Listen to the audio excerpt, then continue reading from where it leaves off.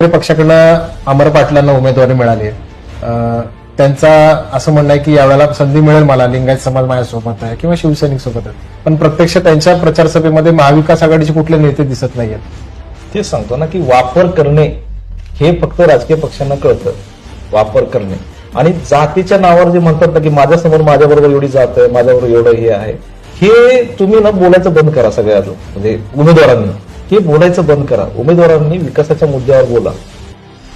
विकासाच्या मुद्द्यावर बोललं पाहिजे की हे कामं ह्यांनी केलं नाही आणि हे काम मी करू शकतो ह्याच्यावर बोला ना. माझा जाहीरनामा वाचा. 5 वर्षात कंप्लीट नाही केलं ना, मी पुढच्या 5 वर्षाला उभारणार नाही.